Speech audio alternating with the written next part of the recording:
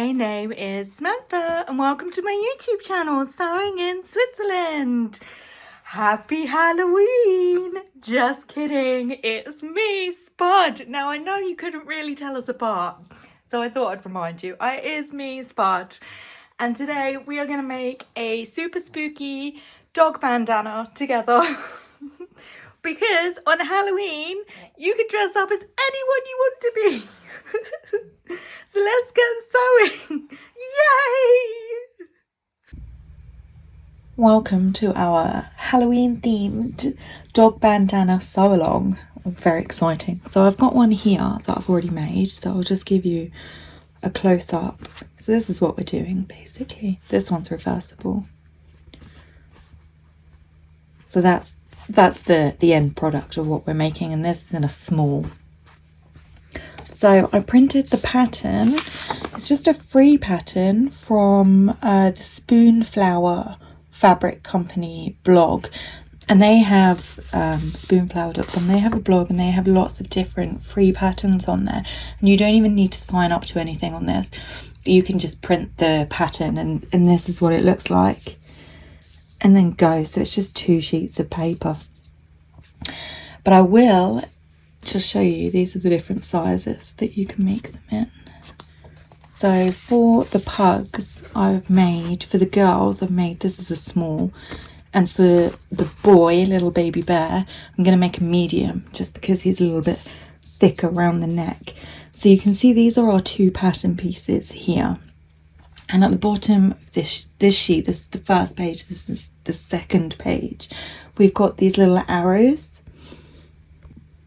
And what we need to do is grab the second page, page 2 of 2, and just cut along this solid line at the top here, so that the very top piece is just these 2 arrows. So I'll just do that now and then show you what that looks like. So I've gone ahead and removed that top piece of paper there, and now we've just got the arrows. So we just want to line that up with the bottom of sheet 1 so that the arrows match each other, and then we're just going to secure that with a little bit of tape now. So I'll just do that and then show you what it looks like all taped up.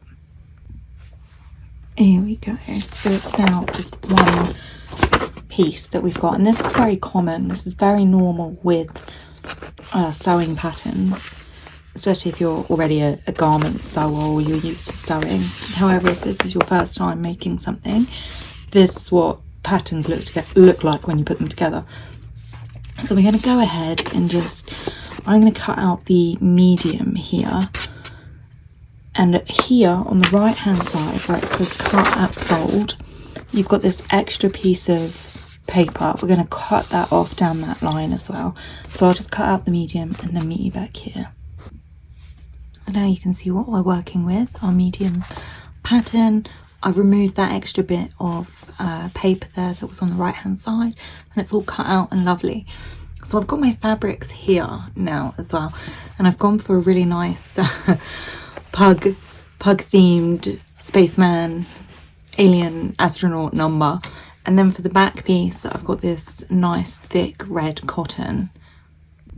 So this is where we are deviating now slightly from the Spoonflower blog instructions, as they cut out one piece and then they hem the edges, and then you've got like quite a flimsy thin bandana, which is great probably for summer, but the finishing isn't that neat or that tidy. So what we're going to do is we're going to make a second like a back piece, and we're going to stitch them together and then turn them inside out, so all those sides and those kind of seamed edges are really lovely and nicely finished.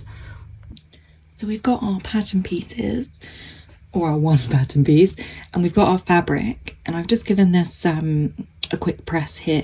You'll have to excuse the placement of the pattern piece here, because this is from the scrap box. So underneath it's all used pieces. So normally I would not put a single pattern piece right slap bang in the middle of a piece of fabric, but you'll have to take my word for it. It is a scrap piece. So we want to lay that on top. So this is on the fold. So you want to make sure that you've got this piece here that says cut 1 on the fold is on the edge of your fold. So we're going to end up with one piece when we cut this out that's going to be double the size. So you just want to lay that flat, there we go, on your fabric, and you want to just pop some pins in to secure it in place, and then we'll cut that piece out, and then we'll repeat the same. And this is what that looks like. So I'll just remove the pins and then I'll show you what it looks like. And here we go. So I'm just going to open that piece up and then zoom out slightly. Looking good. So we're going to repeat that with our other fabric, or the same fabric. You know, you don't have to use 2 different ones if you don't want to.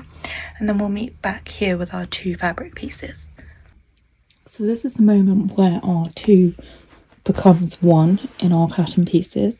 So I've got our pug piece, our top piece, and that's going to be laying facing up. So you want the right side to be facing towards you.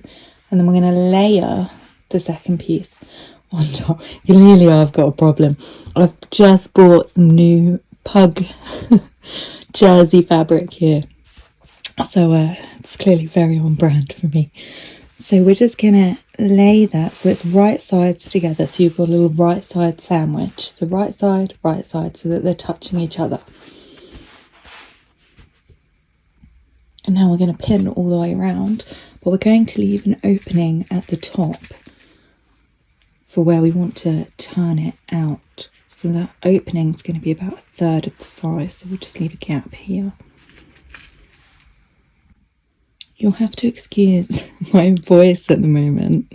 I am not doing my best Nara Smith impression. Unfortunately, I had flu a few weeks ago and it's left me with this really horrible cough. And as a result, if I speak in my normal voice, I will immediately start coughing. So the best I can do is speak in a bit of a whisper. So I hope that you can all hear me okay. So I've gone ahead and pinned all our pieces together. And you can see I've left a gap here. So I'm going to start sewing here. I'm going to go all the way around. And then I'm going to finish sewing here. I'm going to leave this gap, and that'll be our turning it the right side out gap. So I'll take it to the machine now and we can follow that route together.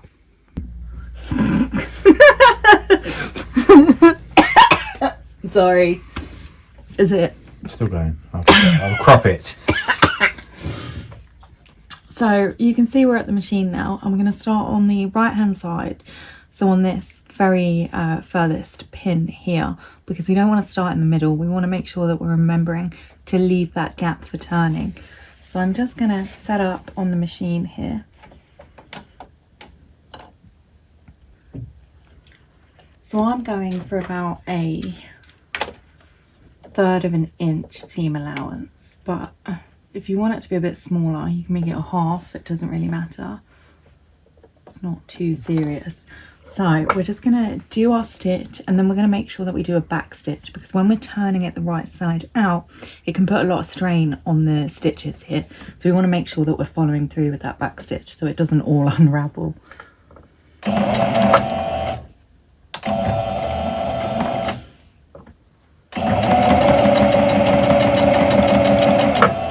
So I've come to this very first corner here, and what we're going to do is I'm just going to do another couple of stitches. So I've not gone too close to the edge that we're going to be turning onto. Excuse me, sorry, I did tell you about my my sore throat. So now we're going to lower that needle so that it's in the fabric, so that we can now pivot. So we're going to lift up the foot, so lift that right up and then turn. Perfect. And you can see I've got a little bit extra seam allowance here, so I'm going to lift that up again and I'm going to pivot it back, drop the foot and just pull another stitch or 2 forwards. There we go. So I've dropped the needle again, lifted the foot and pivoted, and you can see I've got a much smaller seam allowance now. so it's in keeping with what we've just kind of started with. So we're going to go down to the very next corner and we'll do the same again.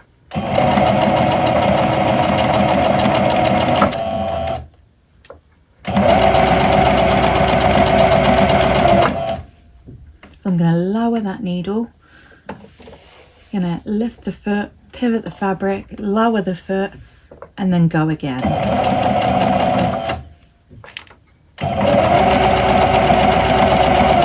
And remember as you go to be removing your pins, because if you do run over your pin, there is a chance that your needle can break, and it is a safety hazard.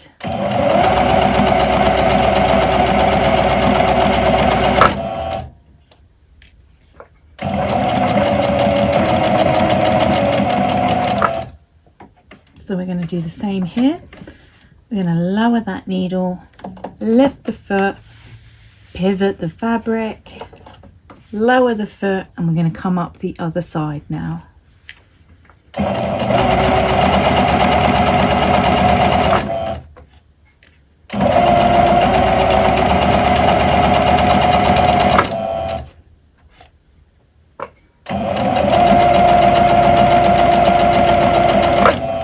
And once again, lower the needle, lift the foot, pivot the fabric, lower the foot, and up we go again.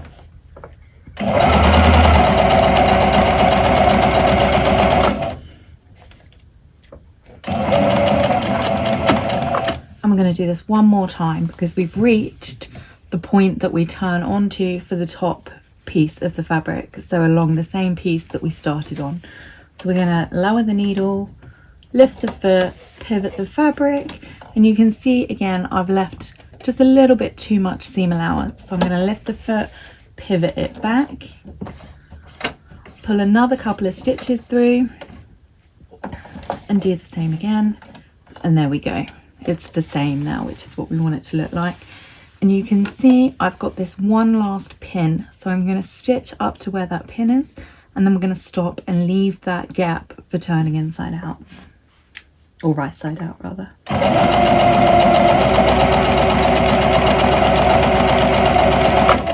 And remember your back stitch here, and then we can remove it from the machine. And this is what we look like. I'm just going to turn it around the other way so you can see the stitching better on the red stitching better on the black fabric. So now we want to grab our scissors, and we're just going to cut some of this excess seam allowance the whole way around because we don't want it to be too bulky. So I'm just going to take just a little bit. You want to be really careful that you don't snip into your stitches. And just take a little bit off the top there too. And we're just going to go the whole way round. If you have like crimping scissors, those are the best ones to use right now because they cut the little V's into the fabric, so it gives the fabric just a little bit more give, especially on these tight corners that we pivoted on there.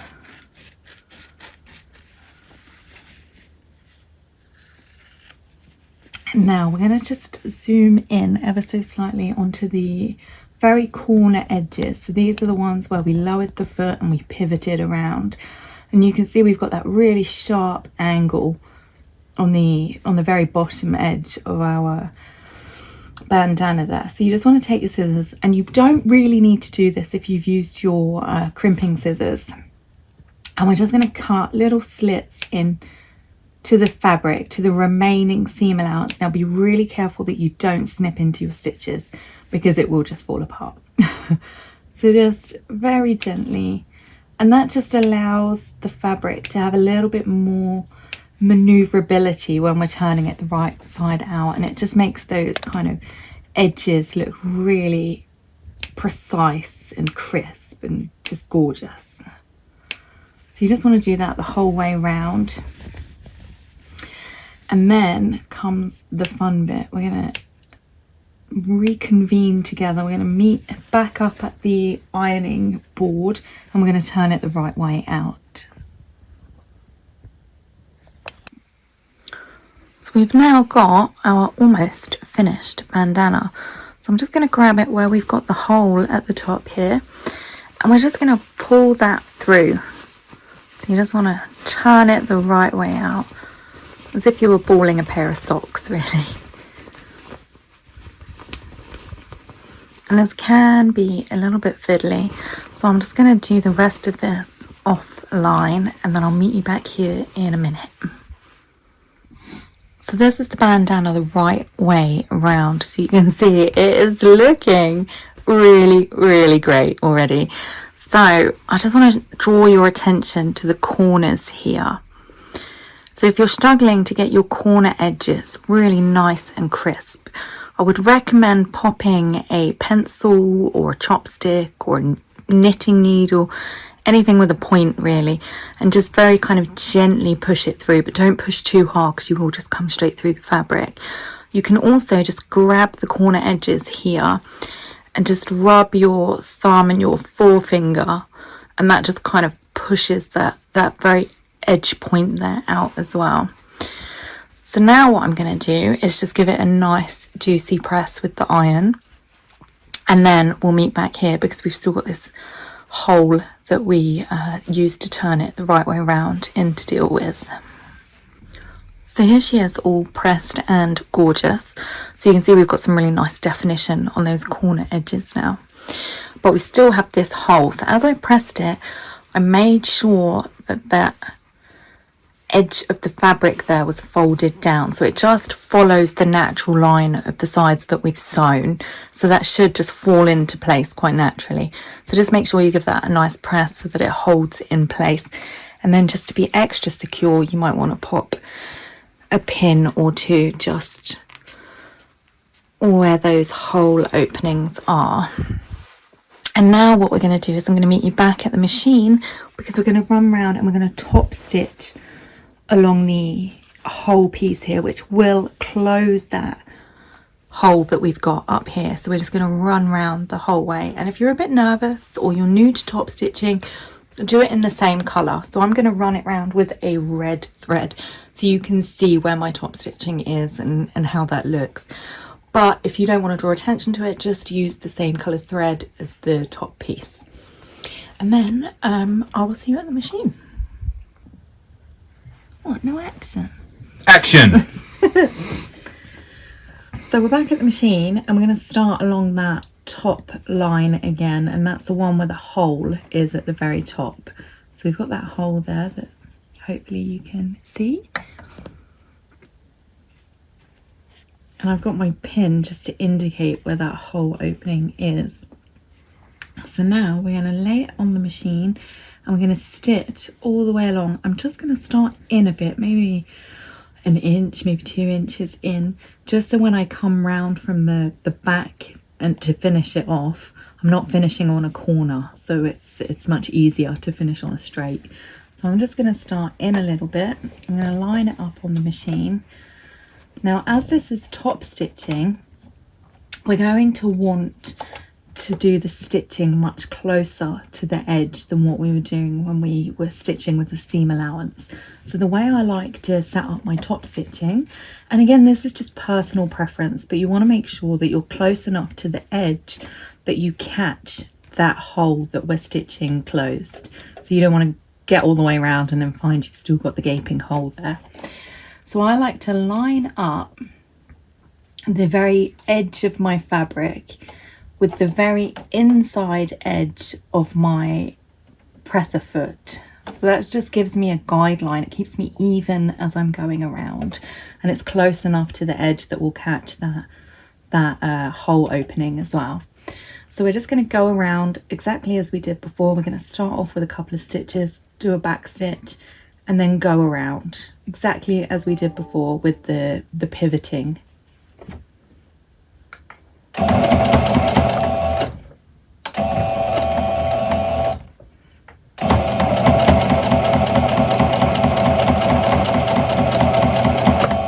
reached the point where that pin is, so I know to be extra careful here because this is where my hole opening is. And you don't need to do anything different, it's just good to have an awareness of where everything is.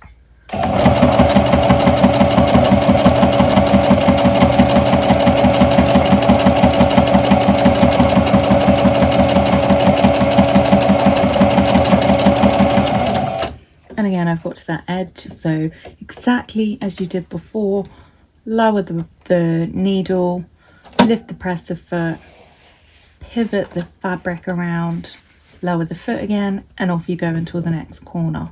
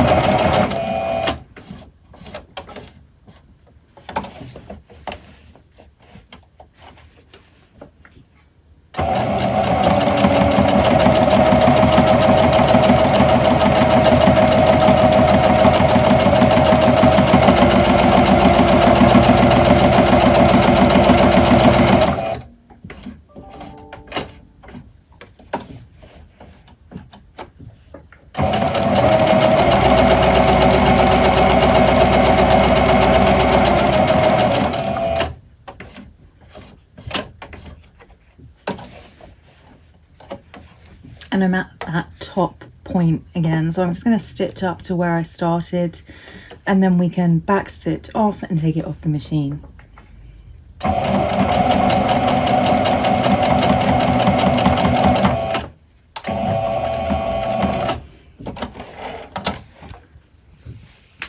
We're just going to zoom out, and now hopefully you can see we have our almost finished bandana. All we have to do now is make the channel where the collar for the dog runs through.